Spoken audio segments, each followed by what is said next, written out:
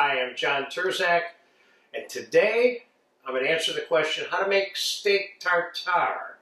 Tartare, no matter what kind, and I'm not talking tartar sauce here. Tartare means raw food. You know, the funny thing is the French spell tartare for raw food, T-A-R-T-A-R-E, but the rest of the world seems to spell it T-A-R-T-A-R. Either way, it doesn't matter. It all means the same thing, raw food. So we're going to make a little mixture. I'm going to make a single, I'll make enough for 2 appetizers, but I'm going to assemble 1 appetizer on a plate for you. But we're going to start out by dicing.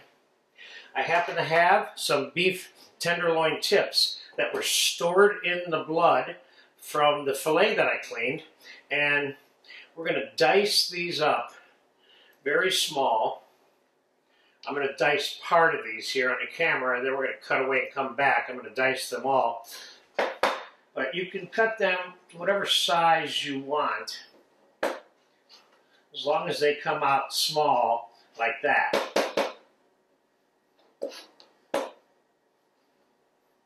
See, generally speaking, I would avoid any fat for this.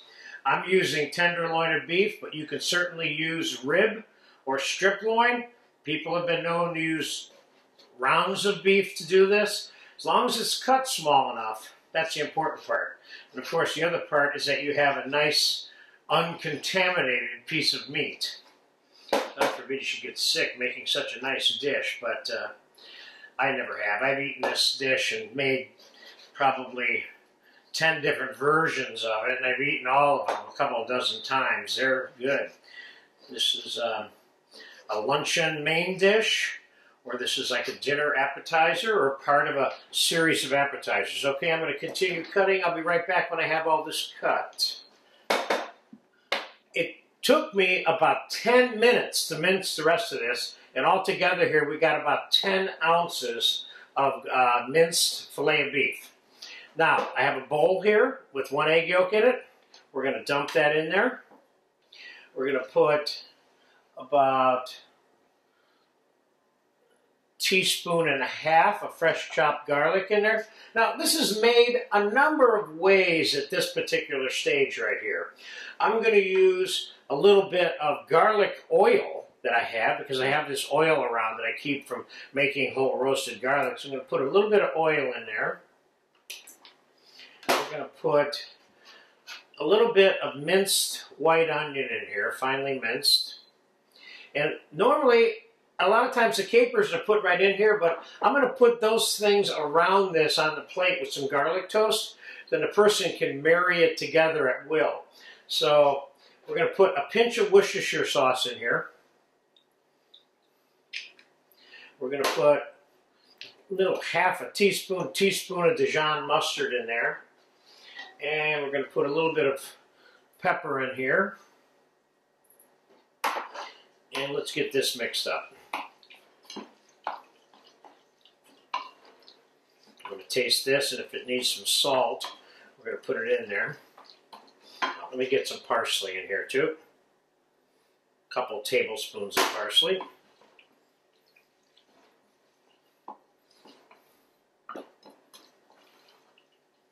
This is just another version of a carpaccio. It's another way of eating raw beef. Not a version of carpaccio, but you know what I mean. This is carnivore land here.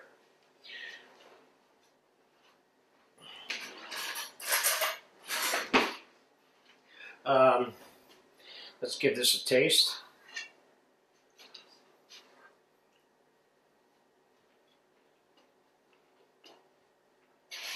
This needs a little pinch of salt.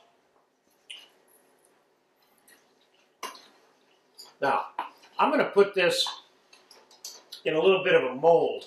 As a safety precaution, and you don't have to do this, but if you want a really packed, tight timbal to invert onto the plate, if you line it with plastic wrap, then you can pack it as much as tight as you want.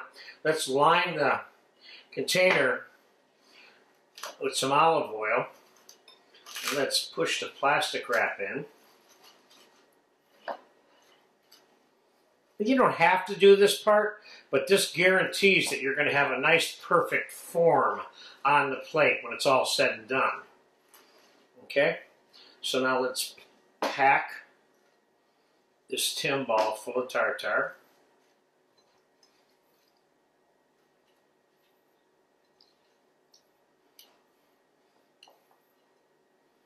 I might have enough for 3 if they were slightly smaller than this, the mold.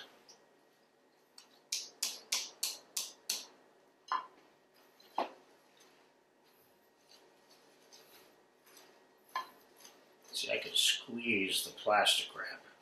Make sure it's completely tight and I get all the air out of there. Now we should be able to invert that on a plate.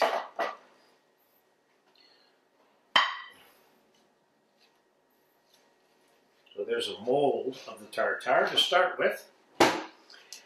And how to garnish it. Garnish it any way you want. What I'm going to do is I'm going to, put some garnishes around it. The capers, for starters, are one thing that you would always have around it. That's typically, traditionally part of this dish. And I'm going to put some green onions around here.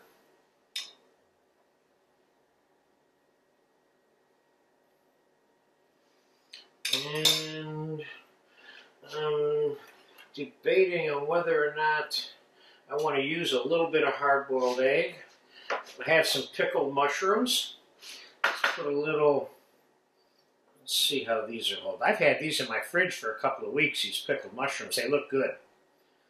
So at this point, I'm just putting fun things on the plate for the person who's eating this to play with. They can kind of marry different things into each part of it as they're going along. I kind of like that idea. It's like a little miniature buffet, if you will.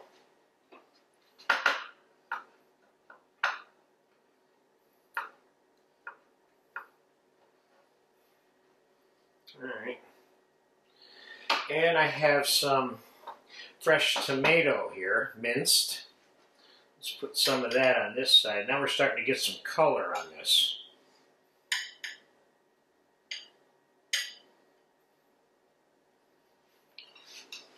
And do I want to put a little of this egg on here? I'll put a little bit of egg on here just for fun. Let's put a slice of egg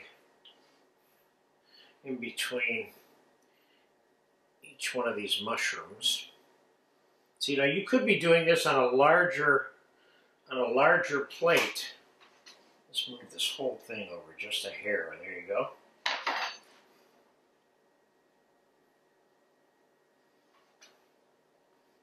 There we go. And we can put a little fun piece of red pepper over the top of this.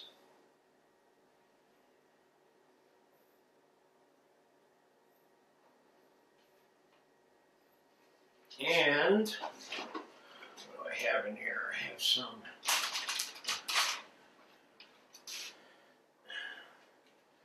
I thought I had those brine-soaked anchovies in here, but I don't today. So we have that, and we definitely need some olive oil on this, like so. And I have some little pieces of garlic toast, crostinis. Let's see if we can fit these in here.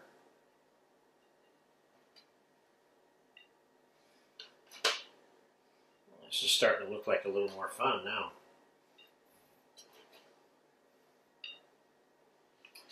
And I think I got enough on there, but could I put some, hold on a second. Could I put some Parmesan chips into the mix here? Yeah. Why not? Let's take a little bit of Parmesan. Get this hard part off the end there.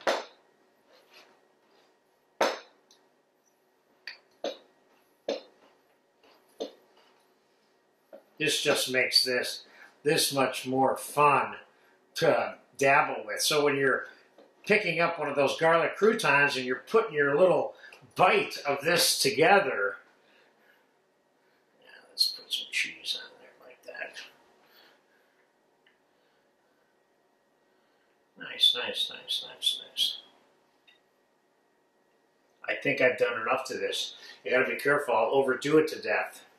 Put a little bit more parsley on there. Okay, there it is. Steak tartare has a lot of traditional components on this plate. They would be the mustard, the Worcestershire, the minced onion, or you could use minced shallot, the garlic, a little bit of olive oil. Sometimes some people consider that to be optional. The Parisians have multiple ways of making this. The Italians have ways of making this. The Spanish, the Americans, they all have versions, but they all come down to something like this. So there you go. There's a nice luncheon main dish, or this is a substantial appetizer, or you can make it in any size mold you want on any size plate, or you can make a big mound of this on a larger tray and have it be part of a hors d'oeuvre buffet.